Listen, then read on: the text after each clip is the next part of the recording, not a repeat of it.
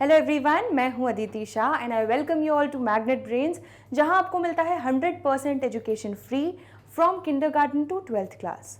तो आज हम करने वाले हैं क्लास 12th अकाउंट्स का चैप्टर अकाउंटिंग रेशियोज। इसके कुछ प्रैक्टिकल प्रॉब्लम्स लास्ट के हमारे बचे हुए हैं, तो जल्दी से उसको कंप्लीट हम कर लेंगे। चलो, तो क्वेश्चन 154 तक हम लोगों ने प्रीवियस लेक्चर में देख लिया था।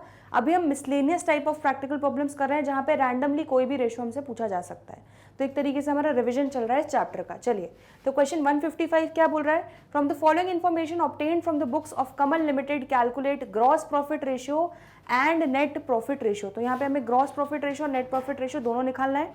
क्या क्या दिया है? Revenue from operations, that is net sales दिया हुआ है, कितना? 2,50,000। परचेजेस दिया है 1,05,000। कैरेज इनवर्ड्स दिया है, सैलरीज दिया है। डिक्रीज इन इन्वेंट्री मतलब क्या होता है? चेंज इन इन्वेंट्री मतलब ओपनिंग माइनस क्लोजिंग। तो opening stock minus closing stock आपका 15,000 आ रहा है, दैट इज आपका इन्वेंट्री 15,000 से डिक्रीज हो गया है। रिटर्न आउटवर्ड्स मतलब क्या होता है? परचेज रिटर्न होता है, ठीक है। हमने जो परचेज किया उसको आउटवर्ड बाहर की तरफ रिटर्न कर रहे हैं, ऐसे याद कर लो। और रिटर्न इनवर्ड क्या हो जाएगा? मतलब इनवर्ड साइड रिटर्न आ रहा है, मतलब हमने जो सेल्स किया होगा वो हमें वापस आ रहा है, मतलब सेल्स रिटर्न, ठीक है। तो ये परचेज रिटर्न है एंड वेजेस है, ठीक है। तो अब यहां पर सबसे पहले तो हम ग्रॉस प्रॉफिट रेशियो लिख लेते हैं। फॉर्मूला फर्स्ट है हमारा ग्रॉस प्रॉफिट रेशियो। तो gross profit ratio is equal to gross profit divided by revenue from operations into 100।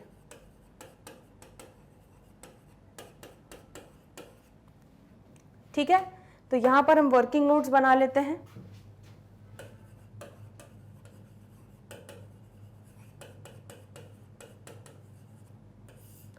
तो अब यहां पर सबसे पहले हम कैलकुलेट कर लेते हैं क्या? अगर हमें ग्रॉस प्रॉफिट चाहिए, revenue from operation net sales दिया है, उसमें से हम इसको यूज करते हुए, इन सारी जानकारी को यूज करते हुए COGS cost of goods sold निकाल सकते हैं। फिर हम नेट सेल्स में से अगर सीओजीएस को माइनस कर देंगे तो हमें क्या मिल जाएगा? हमारा ग्रॉस प्रॉफिट। चलो, तो सबसे पहले हम सीओजीएस कैलकुलेट कर लेते हैं। तो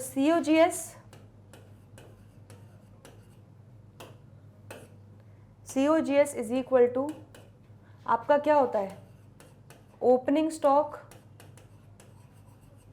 plus net purchases plus direct expenses minus closing stock, ठीक है। यही फॉर्मूला होता है।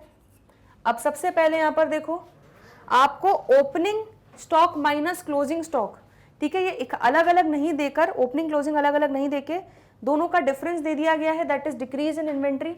कितना? 15,000 ओपनिंग माइनस क्लोजिंग।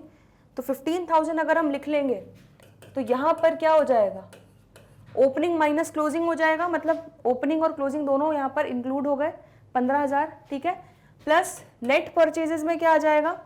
तो यहां पर परचेजेस 1,05,000 के हैं, उसमें से ये जो परचेज रिटर्न है 5,000, ये माइनस होगा, ठीक है। तो प्लस 1,05,000 माइनस 5,000, तो हमारे नेट परचेजेस आ जाएंगे। प्लस डायरेक्ट एक्सपेंसेस देखो क्या क्या है? कैरेज इनवर्ड्स, ये आपका डायरेक्ट एक्सपेंस होगा 4,000,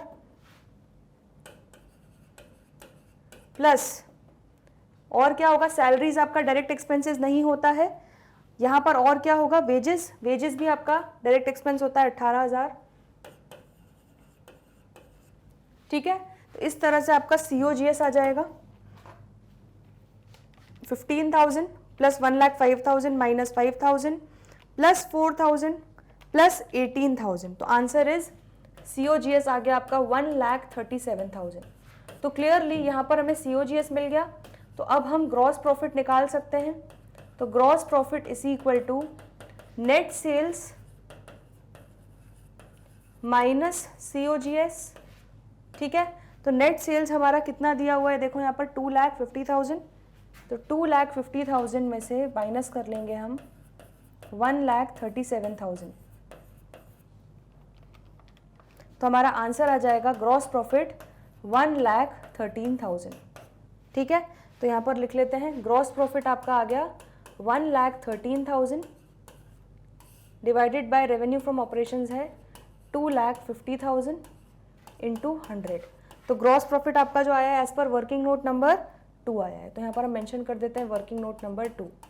चलो, तो 1,13,000 divided by 2.5 lakh into 100, answer is 45.2%। तो क्लियरली हमारा ग्रॉस प्रॉफिट रेशियो कितना आ गया 45.2%। देखो यही आ रहा है। ठीक है, चलो अब नेट प्रॉफिट रेशियो के लिए क्या चाहिए होगा। ग्रॉस प्रॉफिट के लिए हम सिर्फ डायरेक्ट एक्सपेंसेस को ही माइनस करते हैं। ठीक है, जब सीओजीएस कैलकुलेट करते हैं बेसिकली। ठीक है, तो यहां पर जितने भी गुड्स को कॉस्ट ऑफ गुड्स जो हमें मैन्युफैक्चर करने में लगे खर्चे वो हम यहां पर लेते हैं। अब जो इनडायरेक्ट एक्सपेंसेस हैं, ठीक है, वो हम माइनस कर देंगे इसमें से, तो हमें क्या मिल जाएगा नेट प्रॉफिट। तो नेट प्रॉफिट क्या हो जाएगा, ग्रॉस प्रॉफिट में से हमें यहां पर देखो इनडायरेक्ट एक्सपेंसेस कौन से दिए हैं, सैलरीज 30,000, तो इसको हम माइनस कर देंगे, तो हमें फिर फाइनली क्या मिल जाएगा, नेट प्रॉफिट क्या है। तो ग्रॉस प्रॉफिट है 1,13,000 माइनस हमारी सैलरीज हैं 30,000, इसके अलावा और कोई एक्सपेंस नहीं बचा, सारे कंसिडर हो चुके हैं। तो 1,13,000 माइनस 30,000, आंसर इज 83,000। तो क्लियरली हमारा नेट प्रॉफिट कितना हो जाएगा 83,000। चलो, तो यहाँ पर हम लिख लेते हैं second part, that is net profit ratio is equal to net profit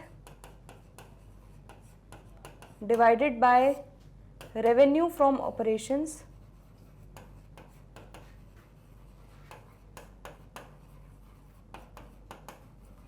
into 100। ठीक है, तो यहाँ पर हमने नेट प्रॉफिट अभी जस्ट निकाला कितना 83,000 as per working note number कौन सा है हमारा 3 divided by revenue from operations 2,50,000 into 100। तो 83,000 divided by 2,50,000 into 100, answer is 33.2%। तो क्लियरली हमारा नेट प्रॉफिट रेशियो यहाँ पर कितना आ जाएगा 33.2%। ये हो गया आपका क्वेश्चन नंबर 155 कंप्लीट। तो बहुत सिंपल था, ग्रॉस प्रॉफिट रेशियो निकालना था, नेट प्रॉफिट रेशियो निकालना था। ठीक है, उसके लिए हमने यहाँ पे वर्किंग नोट्स पूरे बना लिए हैं। सबसे पहले हमने सीओजीएस निकाला, फिर हमने नेट सेल्स में से सीओजीएस माइनस कर दिया तो हमें ग्रॉस प्रॉफिट मिल गया।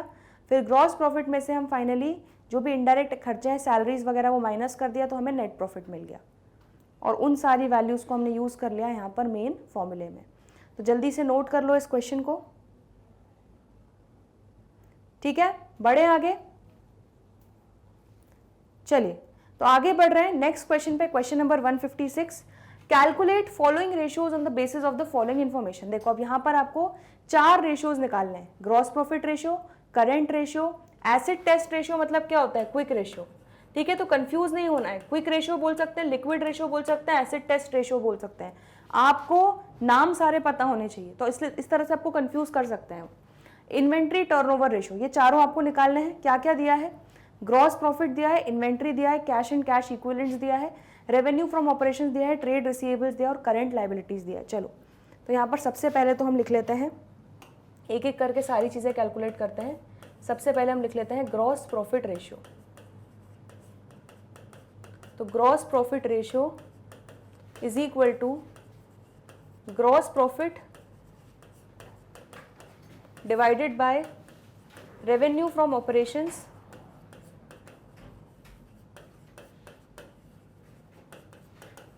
इंटू 100। ठीक है, तो यहां पर देखो क्वेश्चन में आपको क्या दिया हुआ है, ग्रॉस प्रॉफिट दिया है 50,000 divided by revenue from operations दिया है 1 लाख इंटू 100। तो डायरेक्टली आपका आंसर कितना आ गया, ग्रॉस प्रॉफिट रेशियो 50%। तो यहाँ पर कुछ मेहनत करनी ही नहीं पड़ी, दोनों वैल्यूज दी हुई थी, ग्रॉस प्रॉफिट भी और रेवेन्यू फ्रॉम ऑपरेशंस भी। ये हो गया आपका ग्रॉस प्रॉफिट रेशियो कंप्लीट। ठीक है, अब नेक्स्ट क्या निकालना है, करंट रेशियो। चलो, तो यहाँ पर हम सेकंड उस पर आ जाते हैं। करेंट रेशियो क्या होता है? करेंट रेशियो का formula current assets upon current liabilities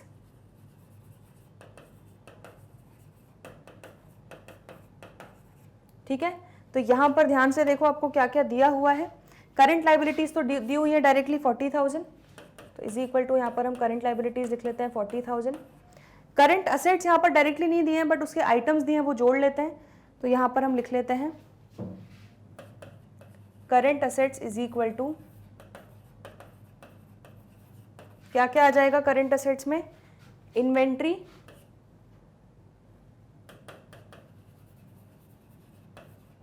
plus cash and cash equivalents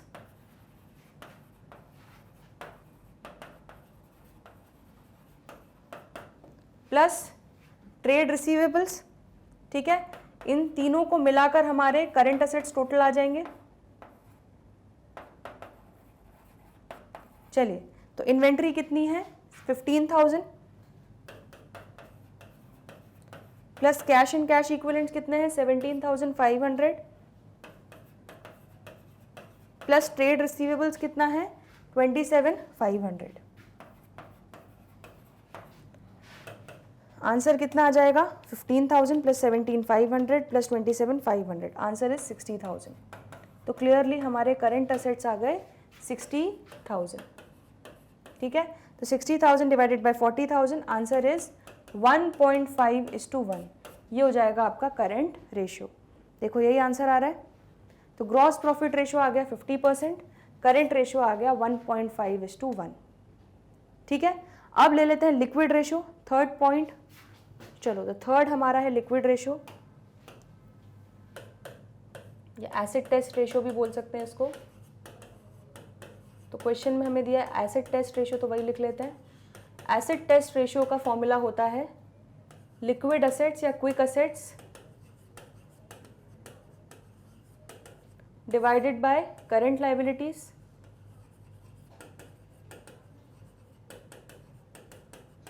ठीक है। तो यहां पर करंट लाइबिलिटीज हमें डायरेक्टली दी हुई थी 40,000, वो हम लिख लेते हैं। अब लिक्विड असेट्स और करंट असेट्स में डिफरेंस क्या होता है? इन्वेंट्री का।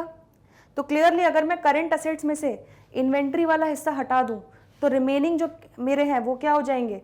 Liquid assets. तो मैं यहां पर लिख लेती हूं liquid assets is equal to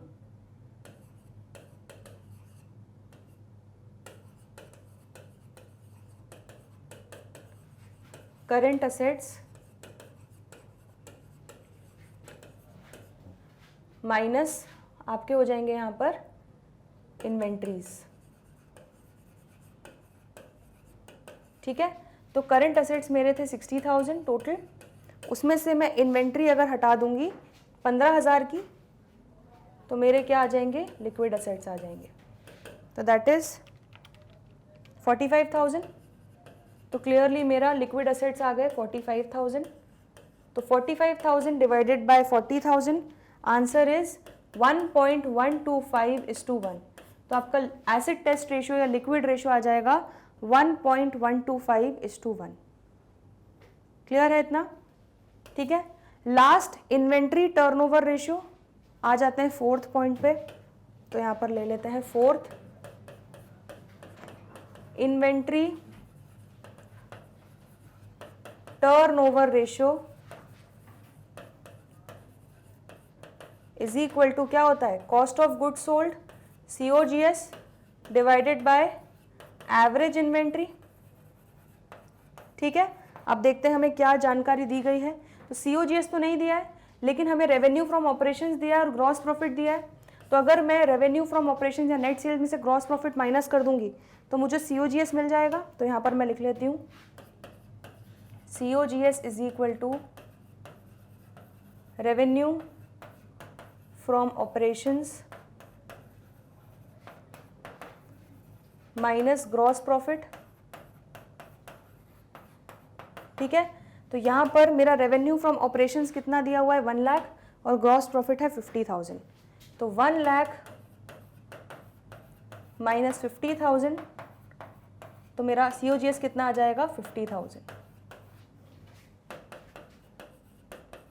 ठीक है, divided by average inventory. Average inventory क्या होता है, opening plus closing divided by 2, but यहाँ पे सेपरेटली नहीं दिया है, तो जो इन्वेंट्री का बैलेंस दिया है इसी को हम एवरेज इन्वेंट्री मान लेंगे, ठीक है। तो यहाँ पर 15,000 आपका क्या हो जाएगा, एवरेज इन्वेंट्री। तो 50,000 divided by 15,000, answer is 3.33 times. तो क्लियरली मेरा यहाँ पर इन्वेंट्री टर्नओवर रेशियोज को हमेशा टाइम्स के फॉर्मेट में लिखते हैं, ठीक है, और इसको हमेशा रेशियो के फॉर्मेट में लिखते हैं, तो ये हमेशा याद रखना, और इसको परसेंटेज के फॉर्मेट में लिखते हैं, ठीक है। तो जब भी मिक्सअप होगा, खिचड़ी पकेगी, तो आपको ये याद रखना है कि भाई कौन से रेशियो को कैसे प्रेजेंट करते हैं, ठीक है। तो यहाँ पर इन्वेंट्री टर्नओवर रेशियो को हम 3.33 टाइम्स लिख लेंगे। चलिए, तो ये आपका परफेक्टली सॉल्व हो गया है क्वेश्चन। यहाँ पर बस एक छोटा सा नोट डाल देंगे एंड में, note in case opening inventory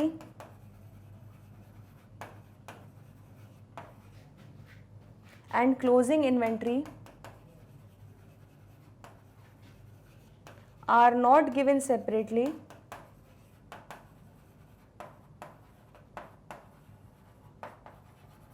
ठीक है। इन केस ओपनिंग इन्वेंट्री और क्लोजिंग इन्वेंट्री जब सेपरेटली नहीं देते हैं, we assume the balance, the amount of inventory given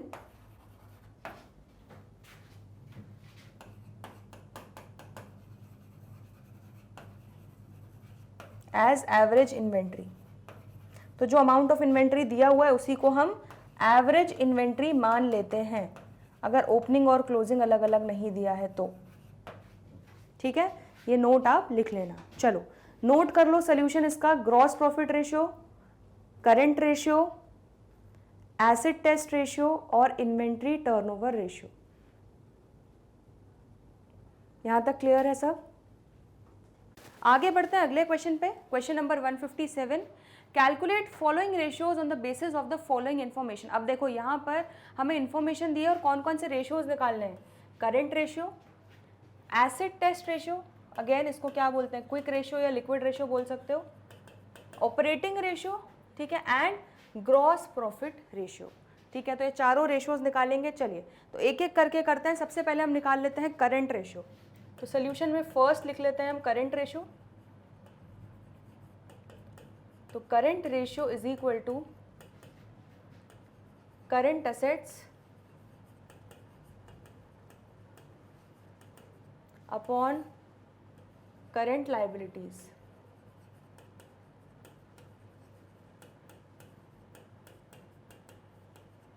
ठीक है, तो यहाँ पर देखो क्या दिया हुआ है, यहाँ पे हमें करंट असेट्स भी दिया है 3,50,000 एंड करंट लायबिलिटीज़ भी दिया है, ठीक है। तो यहाँ पर हमें मेहनत करने की ज़रूरत नहीं है, डायरेक्टली यहाँ पर वैल्यूज़ उठाएंगे। तो करंट असेट्स लिख लेंगे 3,50,000 डिवाइडेड बाय करंट लायबिलिटीज़ कितनी दी हुई है, 1,75,000। तो इसको हम सॉल्व करेंगे तो हमारा करंट रेशियो कितना आ जाएगा, 3,50,000 डिवाइडेड बाय 1,75,000, आंसर इज 2:1। तो क्लियरली करंट रेशियो आपका आ गया 2:1। बहुत ही सिंपल था ये फर्स्ट पार्ट, ठीक है, इजी था। चलो आगे बढ़ते हैं नेक्स्ट। अब नेक्स्ट सेकंड रेशियो क्या निकालना है, एसिड टेस्ट रेशियो या क्विक रेशियो। तो यहाँ पर लिख लेते हैं सेकंड एसिड टेस्ट रेशियो या quick ratio is equal to quick assets upon current liabilities, ठीक है। तो यही फॉर्मूला है। अब क्लियरली यहाँ पर हमें करंट लायबिलिटीज़ तो पता है 1,75,000। अब क्विक असेट्स क्या होता है, अगर करंट असेट्स और क्विक असेट्स में क्या डिफरेंस होता है, अगर मैं करंट असेट्स में से इन्वेंट्री का पार्ट हटा दूं तो मुझे क्या मिल जाएगा, क्विक असेट्स। और लकीली यहाँ पर हमें इन्वेंट्री की अलग से वैल्यू भी दी हुई है, तो कुछ भी नहीं करना, डायरेक्टली हम यहाँ पर लिख सकते हैं quick assets is equal to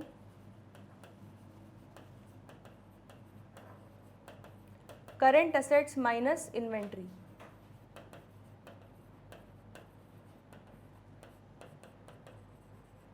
ठीक है, तो हमारे करंट एसेट्स थे कितने, 3,50,000 थे। 3,50,000 में से अगर हम इन्वेंट्री वाला पोर्शन 1,50,000 हटा देंगे तो हमारे क्विक असेट्स कितने हो जाएंगे, 2 लाख। तो क्लियरली यहाँ पर हमारे क्विक असेट्स हो गए 2 लाख। तो सॉल्व कर लो, 2 lakh divided bye 1,75,000, answer is 1.14:1। ठीक है, ये हो जाएगा आपका क्विक रेशियो या acid test ratio.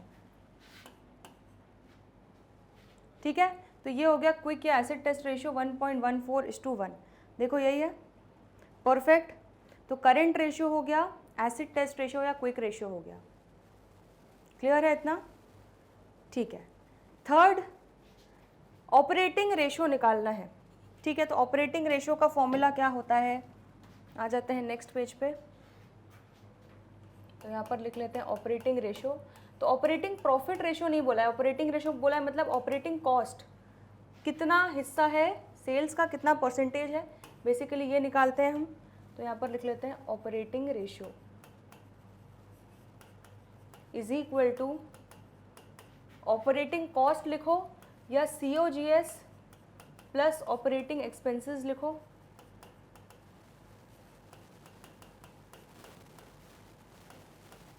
Divided by revenue from operations into 100।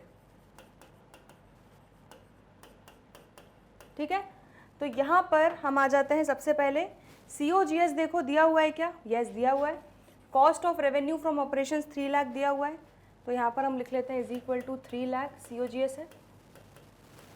उसमें हम ऑपरेटिंग एक्सपेंसेस जोड़ देंगे तो हमें टोटल ऑपरेटिंग कॉस्ट मिल जाएगा। ऑपरेटिंग एक्सपेंसेस भी अलग से दिया हुआ है 2 लाख, तो plus 2 lakh divided by revenue from operations कितना दिया हुआ है, नेट सेल्स 6 लाख, तो यहाँ पर लिख लेते हैं 6 लाख इंटू 100। ठीक है, तो ये कितना हो जाएगा आपका 5 lakh divided bye 6 lakh into 100, answer is 83.33%। तो ये आ जाएगा आपका ऑपरेटिंग रेशियो। ठीक है, क्लियर हो गया? तो ऑपरेटिंग रेशियो आ गया आपका 83.33%। तो करंट रेशियो आ गया, एसिड टेस्ट रेशियो या क्विक रेशियो आ गया, ऑपरेटिंग रेशियो आ गया। अब नेक्स्ट फोर्थ क्या निकालना है, ग्रॉस प्रॉफिट रेशियो। ठीक है, तो ये भी बहुत इजी है, आ जाते हैं फोर्थ पॉइंट लिख लेते हैं यहाँ पर, ग्रॉस प्रॉफिट रेशियो। इसका फॉर्मूला क्या होता है, gross profit divided bye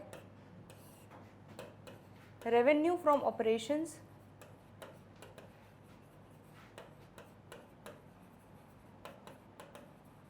into 100। ठीक है, तो अब यहाँ पर हम ग्रॉस प्रॉफिट कैसे निकाल सकते हैं, ध्यान से।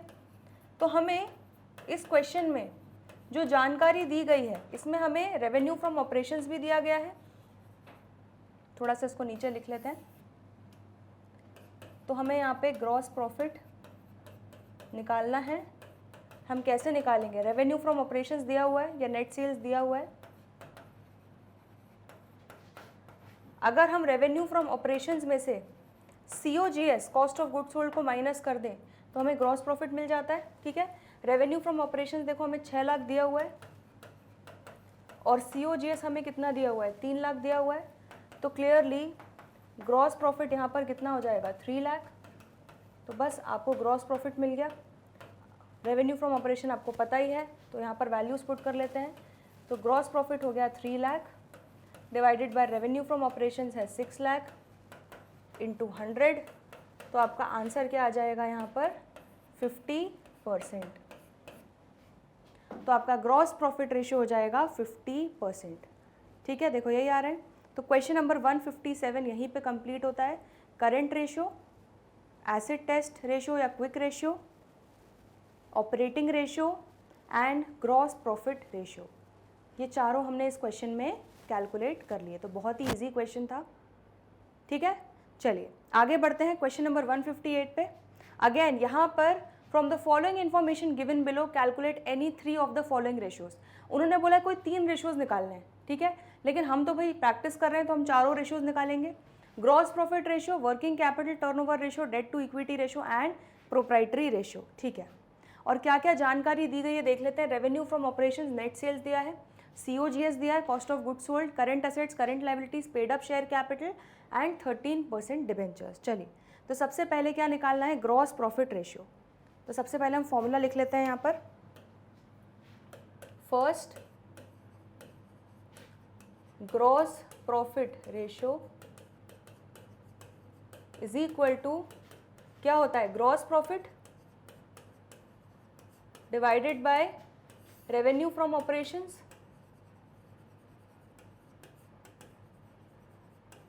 इंटू 100, ठीक है। तो ग्रॉस प्रॉफिट रेशियो यहाँ पर आप कैसे निकालोगे, सबसे पहले तो आपको ग्रॉस प्रॉफिट निकालना होगा। तो आपको revenue from operations, net sales दिया हुआ है, COGS दिया हुआ है, तो इसमें से माइनस कर लेंगे तो ग्रॉस प्रॉफिट आ जाएगा। तो यहाँ पर लिख लेते हैं gross profit is equal to revenue from operations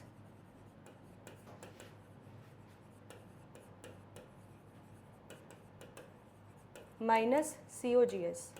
तो यहाँ पर रेवेन्यू फ्रॉम ऑपरेशंस कितना दिया है, 5 लाख एंड COGS दिया है 3 लाख। तो यहाँ पर लिख लेते हैं 5 लाख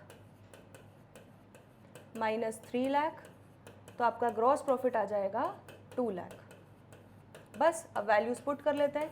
तो ग्रॉस प्रॉफिट है हमारा 2 lakh divided by revenue from operation है हमारा 5 लाख इंटू 100, ठीक है। तो ये कितना हो जाएगा, 2 lakh divided bye 5 lakh into 100, answer is 40%। तो क्लियरली आपका ग्रॉस प्रॉफिट रेशियो आ जाएगा यहाँ पर 40%, ठीक है। तो फर्स्ट पार्ट आपका कंप्लीट होता है। क्लियर है, फर्स्ट पार्ट एकदम क्लियर है। चलो सेकेंड पार्ट पे आगे बढ़ रहे हैं, वर्किंग कैपिटल टर्नओवर रेशियो, ठीक है। चलो सबसे पहले तो फॉर्मूला लिख लेते हैं। Second part, working capital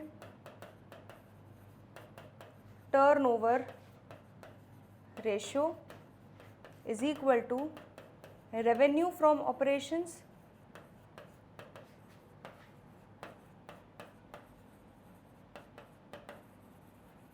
divided by working capital,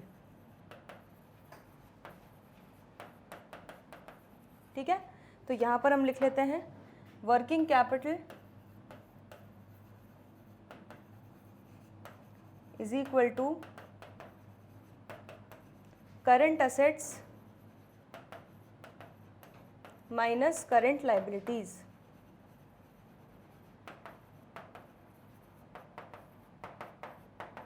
ठीक है। तो वर्किंग कैपिटल क्या होता है, current assets minus current liabilities. Current assets कितने दिए हुए हैं यहाँ पर, 2 लाख, ठीक है, एंड करंट लायबिलिटीज भी दी हुई है 1,40,000। चलिए तो यहाँ पर हम लिख लेते हैं 2 लाख माइनस 1,40,000। तो वर्किंग कैपिटल आपका कितना आ जाएगा, 60,000, ठीक है। और रेवेन्यू फ्रॉम ऑपरेशंस आपको दिया हुआ है ऑलरेडी कितना, 5 लाख। तो 5 लाख डिवाइडेड बाय 60,000, आंसर क्या आ जाएगा, 8.33 टाइम्स। तो क्लियरली आपका वर्किंग कैपिटल टर्नओवर रेशियो हो जाएगा 8.33 टाइम्स, ठीक है। तो देखो यही आंसर आ रहा है हमारा 8.33 टाइम्स। सेकेंड पार्ट भी कंप्लीट होता है, बहुत ही सिंपल था, कुछ भी नहीं किया। रेवेन्यू फ्रॉम ऑपरेशन ऑलरेडी दिया है 5 लाख, उसमें उसको डिवाइड कर दिया वर्किंग कैपिटल से, that is current assets minus current liabilities से, आंसर आ गया वर्किंग कैपिटल टर्नओवर रेशियो, ठीक है। चलो next, debt to equity ratio, ठीक है। तो यहाँ पर आ जाता है, थर्ड पार्ट लिख लेते हैं, हमारा डेट टू इक्विटी रेशियो है थर्ड पार्ट। तो यहाँ पर आ जाते हैं और लिख लेते हैं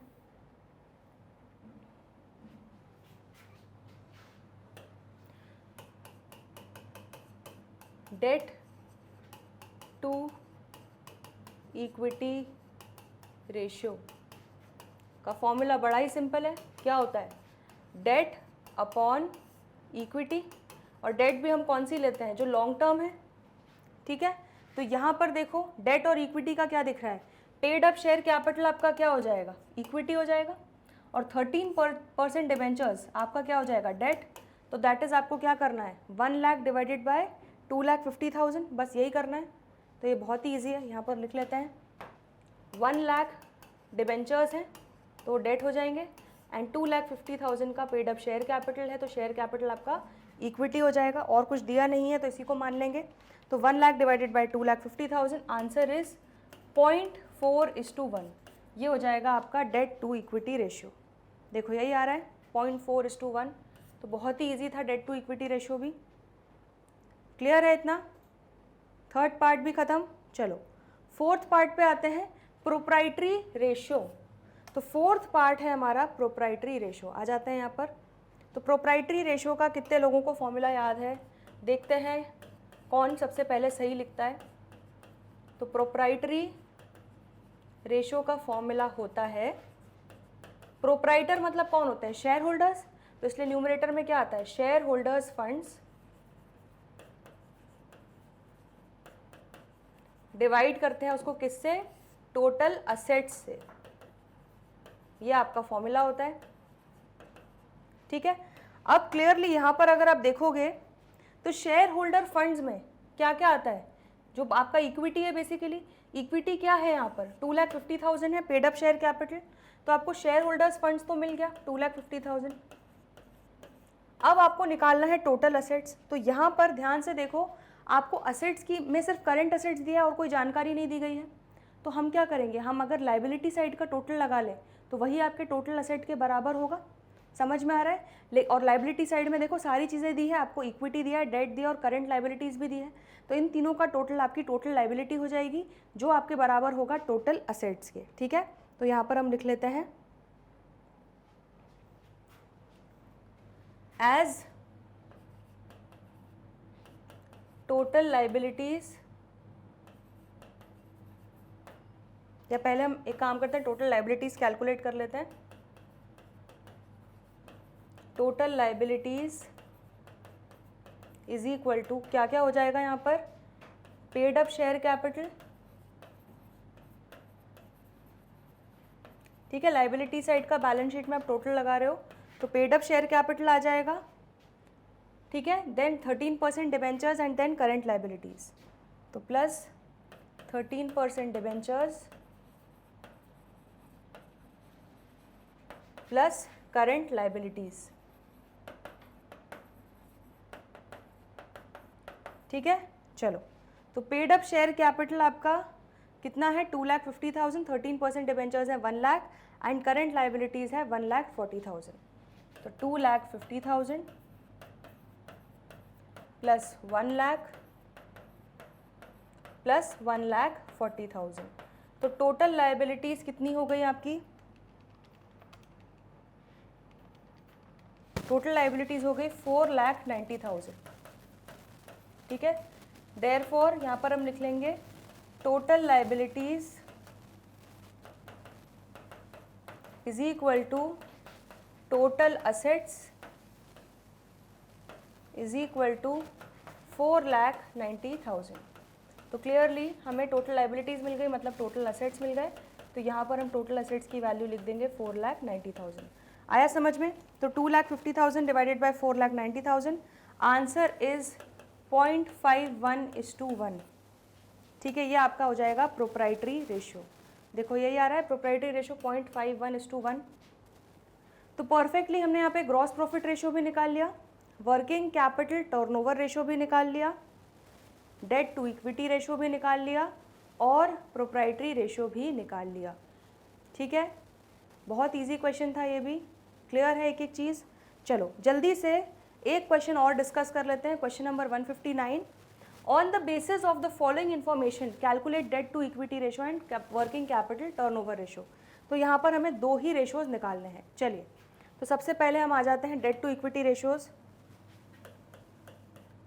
तो debt to equity ratio is equal to debt upon equity. ठीक है, चलिए, तो यहाँ पर डेट हमें चाहिए लॉन्ग टर्म डेट्स। तो ध्यान से देखो यहाँ पर क्या क्या दिया information. Revenue from operation, cash sale, credit sales, तो ये टोटल आपका क्या हो जाएगा, टोटल रेवेन्यू फ्रॉम ऑपरेशंस हो जाएगा। कॉस्ट ऑफ गुड्स सोल्ड दिया है, अदर करेंट असेट्स दिया है, करेंट लाइबिलिटीज दिया है, पेड अप शेयर कैपिटल दिया है। ठीक है, 6% डिबेंचर्स दिया है, 9% लोन फ्रॉम बैंक दिया है, डिबेंचर रिडेम्पशन रिजर्व दिया है और क्लोजिंग इन्वेंट्री दिया है। तो ध्यान से अब मुझे जल्दी से बताओ कि इक्विटी क्या होगा और डेट क्या होगा। तो क्लियरली यहाँ पर 6% डिबेंचर और 9% लोन फ्रॉम बैंक, ये दोनों लॉन्ग टर्म डेट्स हैं, तो ये आपकी क्या हो जाएगी, डेट। ठीक है, and paid up share capital, साथ ही साथ हम क्या लेते हैं, टोटल इक्विटी में रिजर्व्स एंड सरप्लस, तो रिजर्व्स में आपका डिबेंचर रिडेम्पशन रिजर्व भी होगा। तो क्लियरली यहाँ पर ये और ये आपका क्या हो जाएगा, इक्विटी। ठीक है, समझ में आ गया। तो लिख लेते हैं यहाँ पर हम, डेट इज इक्वल टू क्या क्या है, लिख लेते हैं, 6% debentures and 9% loan from bank. 6% debentures plus 9% loan from bank. ठीक है, तो 6% डिबेंचर्स कितने हैं, 3 lakh, and 9% loan from bank कितना है, 7 लाख। तो ये हो जाएगा 3 lakh plus 7 lakh, that is 10 lakh. ठीक है, तो डेट आपकी हो गई कितनी, 10 lakh, divided by equity. Equity कितना है, देखो यहाँ पर, paid up share capital plus debenture redemption reserve. तो यहाँ पर लिख लेते हैं, equity is equal to paid up share capital plus debenture redemption reserve.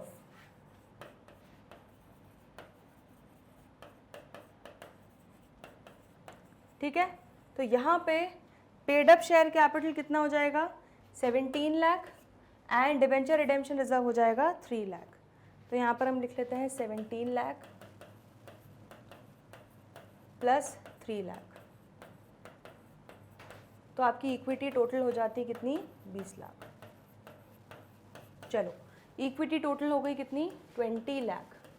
तो यहाँ पर आपका रेशो क्या आ जाएगा, debt to equity 0.5:1। 10 lakh divided by 20 lakh, 0.5:1। ठीक है, यही आपका आंसर है, डेट टू इक्विटी रेशो 0.5:1। तो फर्स्ट पार्ट हमने कंप्लीट कर लिया, डेट टू इक्विटी रेशो। अब आ जाते हैं वर्किंग कैपिटल टर्नओवर रेशो पे। चलिए, तो सेकेंड पार्ट लिख लेते हैं यहाँ पर, वर्किंग कैपिटल टर्नओवर रेशो क्या होता है, रेवेन्यू फ्रॉम ऑपरेशंस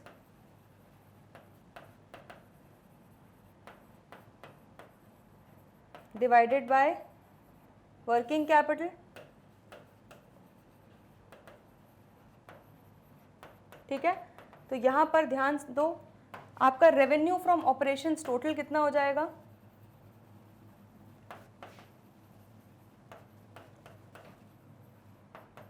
तो टोटल रेवेन्यू फ्रॉम ऑपरेशंस आपका हो जाएगा cash sales plus credit sales 40 lakh plus 20 lakh. ठीक है, तो यहाँ पर हम लिख लेते हैं cash sales plus credit sales which is equal to 40 lakh plus 20 lakh is equal to 60 lakh. तो आपका रेवेन्यू फ्रॉम ऑपरेशंस टोटल हो गया 60 lakh, divided by working capital क्या होता है, current assets minus current liabilities. ठीक है, तो करंट असेट्स है 8 लाख, नहीं करंट असेट्स यहाँ पर देखो ध्यान से क्या होगा, तो यहाँ पर आपका एक तो ये भी है क्लोजिंग इन्वेंट्री, और अदर करंट असेट्स 8 लाख है। ठीक है, तो यहाँ पर हम लिख लेते हैं working capital is equal to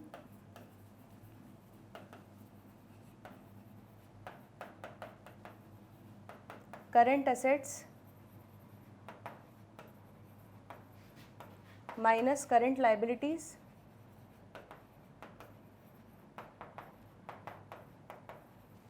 ठीक है। तो करंट असेट्स यहाँ पर क्या क्या हो जाएंगे, 8 lakh other current assets plus 1 lakh closing inventory, ठीक है, यही आपके टोटल करंट असेट्स हो जाएंगे। तो यहाँ पर हम लिख लेते हैं 8 lakh plus 1 lakh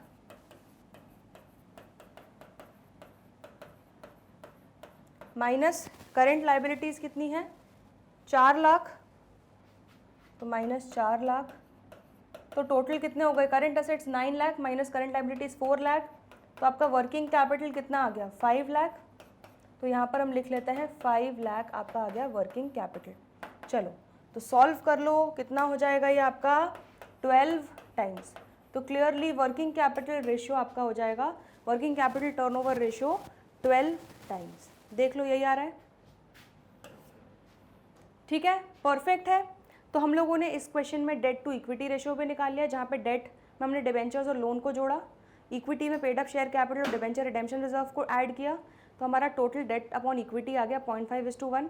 working capital turnover ratio में रेवेन्यू फ्रॉम ऑपरेशंस में कैश सेल्स क्रेडिट सेल्स को टोटल किया, एंड उसके बाद वर्किंग कैपिटल में हमने टोटल करंट असेट्स में से करंट लाइबिलिटीज़ को माइनस किया और यहाँ पर फॉर्मूले में पुट करा, तो हमारा आंसर आ गया 12 टाइम्स। तो परफेक्टली ये क्वेश्चन भी सॉल्व हो चुका है। यहाँ तक कोई डाउट हो तो पूछ लो। चलिए, तो आज हम लोगों ने काफ़ी सारे प्रैक्टिकल प्रॉब्लम्स सॉल्व किए, अच्छे से डिस्कस किए क्लास में। इसमें कोई भी डाउट हो, दिक्कत हो, परेशानी हो तो कमेंट सेक्शन में लिखना ना भूलें।